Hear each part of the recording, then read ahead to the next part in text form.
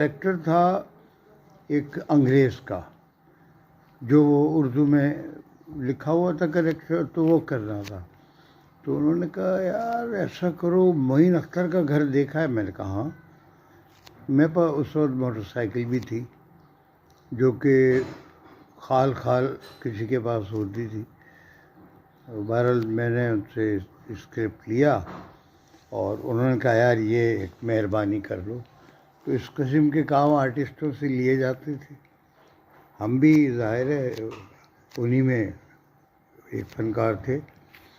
تو معین اختر کے گھر میں گیا، وہ تھا لالو کھیت ڈاکخانے سے۔ السلام علیکم، میرا نام ہے خالد ظفر، ٹیلی ویژن آرٹسٹ ہوں۔ ابھی میں فیس بک دیکھ رہا تھا تو معین اختر کی ایک تصویر لگی ہوئی تھی بلیک اینڈ وائٹ۔ وہ 13D کا جو ان کا گھر تھا گلشن میں، اس میں صوفے پہ بیٹھے ہوئے تھے اور اس کی وہ تصویر تھی۔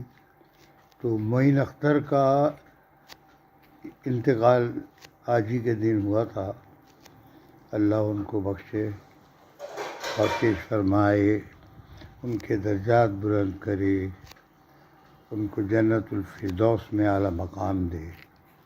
معین اختر کے پہلی دفعہ جب میں ایک گھر ریڈیو پر ایک پروگرام ڈرامے میں کام میں کر رہا تھا، ریہرسل ہوتی تھی، تو ہمارے ڈائریکٹر پروڈیوسر تھے رضی اختر شاہ۔ تو اس میں کریکٹر تھا ایک انگریز کا، جو وہ اردو میں لکھا ہوا تھا کریکٹر، تو وہ کرنا تھا۔ تو انہوں نے کہا یار ایسا کرو، معین اختر کا گھر دیکھا ہے؟ میں نے کہا ہاں۔ میرے پاس اس وقت موٹر سائیکل بھی تھی، جو کہ خال کسی کے پاس ہوتی تھی۔ بہرحال میں نے ان سے اسکرپٹ لیا اور انہوں نے کہا یار یہ ایک مہربانی کر لو۔ تو اس قسم کے کام آرٹسٹوں سے لیے جاتے تھے، ہم بھی ظاہر ہے انہی میں ایک فنکار تھے۔ تو معین اختر کے گھر میں گیا، وہ تھا لالو کھیت ڈاکخانے سے اگر 3 جائیں تو الٹے ہاتھ پہ ایک لال سی مسجد ہے۔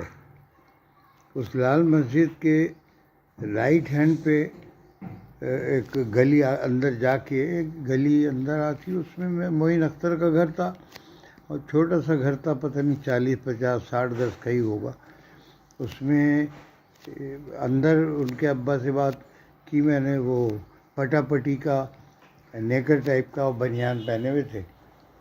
تو وہ لائٹ ہاؤس میں کسی جوتے کی دکان میں سیلز مین تھے، شریف آدمی تھے بہت۔ اور تو کہنے لگے بھائی جا کے خود ہی بات کر لو، سو رہا ہے پڑا ہوا۔ میں گیا، دیکھا تو وہ سو رہے ہیں اور چارپائی پہ۔ تو وہ چھوٹے کمرے کو کوٹھڑی کہتے تھے اس زمانے میں، تو کوٹھڑی تھی، اس میں ان کی چارپائی ڈلی ہوئی تھی، اور وہ چھوٹی ہوتی ہے مطلب۔ تو اس میں نے اٹھایا تو وہ اٹھے کسل مندی سے، اور انہوں نے ادھر ادھر دیکھا، یہ وہ۔ اچھا بچی گود میں تھی، یعنی شادی ہو چکی تھی، نوشین غالباً وہی ہوگی، پہلوٹی کی بچی۔ تو وہ گود میں تھی ان کے، تو مجھ سے باتیں کرتے رہے، بچی کو سینے پہ لٹا دیا، خود بھی لیٹے رہے۔ پھر کہنے لگے یار خالد میں کیا کروں، ریڈیو میں نہیں کرنا چاہتا، ایسا کرو تم جا کے کہہ دو کہ وہ تو حیدرآباد جا رہے ہیں فنکشن میں۔ میں نے کہا یار کر لو، بہت اچھا کریکٹر ہے۔ نہیں میں یار کیا دیں گے یار پیسے بھی۔ تو اس زمانے میں 40 50 روپے بنتے تھے، 2 3 دن ریہرسل کرو، پھر 40 50 روپے کے لیے تکڑ کرو وغیرہ وغیرہ۔ تو معین اختر کو اس زمانے میں 150 یا 200 روپے فنکشن کے ملتے تھے۔ 1 گھنٹے کا، آدھا گھنٹے کا آئٹم کیا انہوں نے اور پیسے مل گئے ان کو۔ اور سیٹرڈے کے دن ان کے 2 3 4 پروگرام بھی ہوتے تھے، کبھی ناظم آباد جا رہے ہیں تو کبھی کہیں جا رہے ہیں، تو کبھی کہیں جا رہے ہیں، PCHS جا رہے ہیں۔ डिफेंस तो ऐसी कोई नक्शेबाजी नहीं थी, सिर्फ नाज़ाबाद के सारे ब्लॉक 1 2 3 4 5 6 7 और नॉर्थ नाज़ाबाद थोड़ा सा, ज़्यादा नहीं, और हुसैन डिसल्वा टाउन, ये इस तरह आबादी थी। पापोश नगर, गोलीमार, चौरंगी, लालू खेत, लसबेला गार्डन, तो ये शहर जो भी था, बंदर रोड, इसमें प्रोग्राम शादी ब्याह के, कोई कंपनी फंक्शन नहीं, शादी ब्याह। अच्छा ये खैर मोइन अख्तर ने मना कर दिया, तो मैं वहाँ से फिर आके मैंने शौक़ साहब को पूरी कहानी बता दी कि भाई वो इंटरेस्टेड नहीं है और ये है सारी सूरत हाल। कह लगे शौक़ साहब, कह रहे अब यार फिर ये अब तुमसे ही कराऊँगा मैं ऑलरेडी एक कैरेक्टर कर रहा था, कहने लगे ये भी तुम करोगे। अच्छा मेरे अंदर जो वर्सटिलिटी थी, शौक़ साहब को पता था ये अंग्रेज़ भी बन जाता है, चमार भी बन जाता है, ये हर जो कैरेक्टर दे दो ये कर लेगा। तो ग्रूमिंग तो मेरी वहीं से हुई थी, रज़ी अख्तर शौक़ साहब के पास से। तो उस ड्रामे में उन्होंने मुझसे 3 4 कैरेक्टर करवाए उस अंग्रेज़ के अलावा। तो उसमें रिजवान वास्ती साहब भी थे, क्योंकि वो इंग्लिश के न्यूज़ रीडर थे रेडियो पे, और वो टीवी पे भी आते थे, और उनकी वाइफ भी टीवी पे आती थी। इस वक्त नाम मेरे जहन में नहीं आ रहा, बहुत ताहिरा वास्ती, बहुत मशहूर आर्टिस्ट थी। लैला वास्ती उनकी बेटी।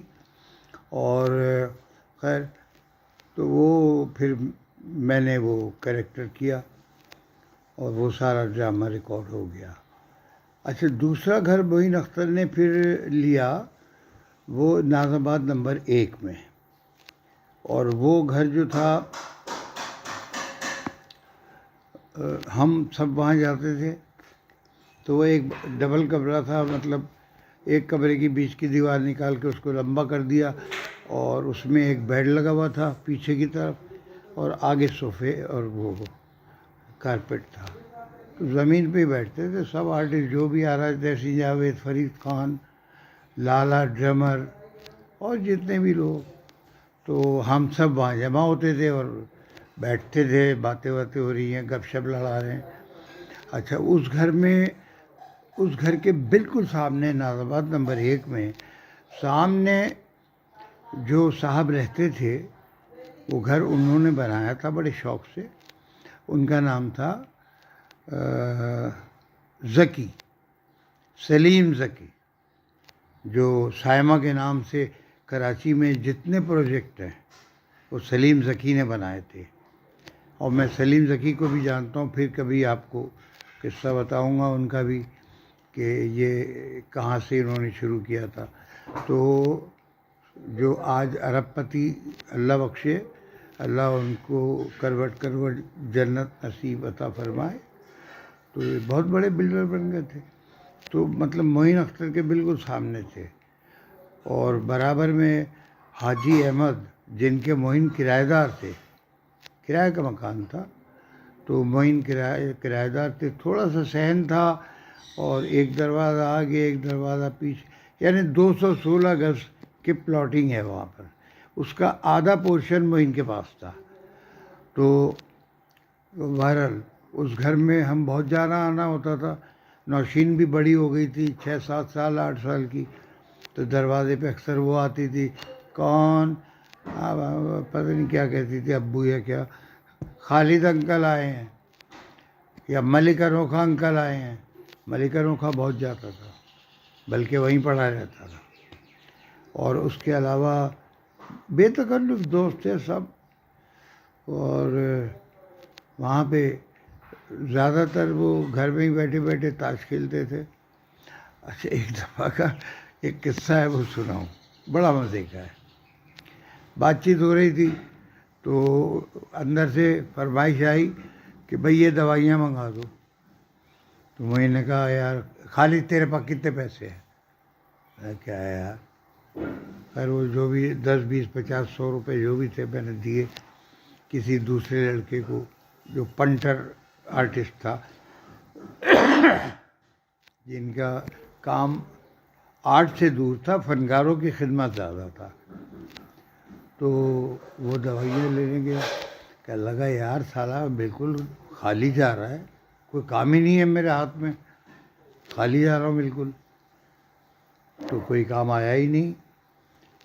میں معین کی اس جو اب سنانے جا رہا ہوں واقعہ، میں اس بات پہ سجدر رہ گیا. میں نے کہا یار اس آدمی کو اپنے آپ کو کیش کرانا آتا ہے اور اس کو طریقہ آتا ہے ڈیل کا. خیر تھوڑی دیر بعد وہ کوئی بیل بجی، کوئی بچی گئی، کل ہی کوئی آئے مہمان ہی ہو، تو وہ گاڑی میں سے 2 آدمی اترے، کہنے لگے السلام علیکم. السلام علیکم، آئیے آئیے، بیٹھیے بیٹھیے، تشریف رکھیے. بیٹھ گئے معین اختر کے سامنے. کہنے لگے یار معین بھائی، فلاں دن فنکشن ہے اور آپ نے آنا ہے، اور آپ بتائیں کیا میں آپ کو اس کی فیس دوں. معین نے کہا ڈیٹ تو بتائیں یار، کیا ڈیٹ بتائی آپ نے؟ انہوں نے کہا فلاں ڈیٹ. کہہ رہے 1 منٹ میں ڈائری دیکھ لوں. ڈائری نکالی وہاں سے، سامنے رکھی ہوئی تھی، کھولی، ورقے پلٹتے رہے ادھر ادھر ادھر. کہنے لگے یار اس دن تو میرا فنکشن بک ہے. چھٹی کا دن تھا، کوئی سیٹرڈے بن رہی تھی نائٹ یا جو بھی. تو کہنے لگے کہ یار ہمارا تو بہت ضرورت ہو گئی ہے، آنا ہی پڑے گا آپ کو، آپ کے بغیر تو مہمان انٹرٹین ہی نہیں ہوں گے، آپ کریں کچھ. میں نے کہا بھائی پارٹی سے ایڈوانس لیا ہوا میں نے، اور ایڈوانس کھا چکا ہوں میں، اور اب میں ان کو تو جواب نہیں دے سکتا. آپ ایسا کریں آگے ڈیٹ کر لیں. انہوں نے کہا بھائی ہم نے کارڈ بانٹ دیے، فلانا ہو گیا، 3 دن 4 دن تو رہ گئے، بہت مشکل ہو جائے گا. معین بھائی کچھ کریں.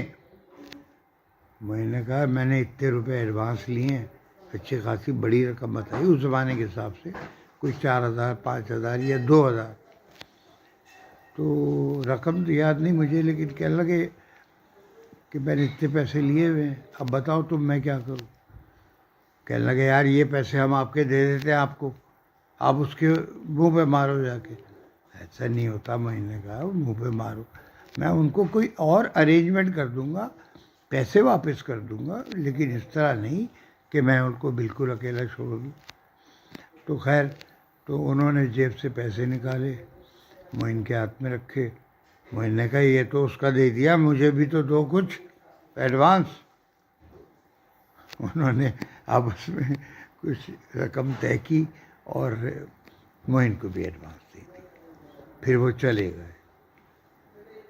میں سوچ میں پڑ گیا یار، معین اختر نے اتنا بڑا جوا کھیلا کہ میں تو بھوکو. اگر وہ چلا جاتا تو کیا ہوتا؟ ابھی تو کہہ رہے تھے یار کوئی کام ہی نہیں ہے، اور اب اچانک یہ ڈائری نکل آئی اور کام بھی نکل آیا. مطلب دیکھو آرٹسٹ بیچارے کے پاس کچھ نہیں ہوتا، وہ ٹائم ہی تو دیتا ہے اپنا، اسی سے اس کا گھر چلتا ہے. اب یہ اللہ کی شان ہے کہ معین اختر کی بات ہٹ ہوتی تھی. معین اختر پریکٹس بھی کرتا تھا، وہ میں پھر بتاؤں گا، لمبی ہو گئی ہے بات. تو بہرحال پھر انہوں نے 13D میں گھر لیا، پھر ملیر کینٹونمنٹ میں انہوں نے گھر لیا. اس کی بات میں پھر بتاؤں گا انشاءاللہ، وہ بھی انٹرسٹنگ ہے بہت. السلام علیکم.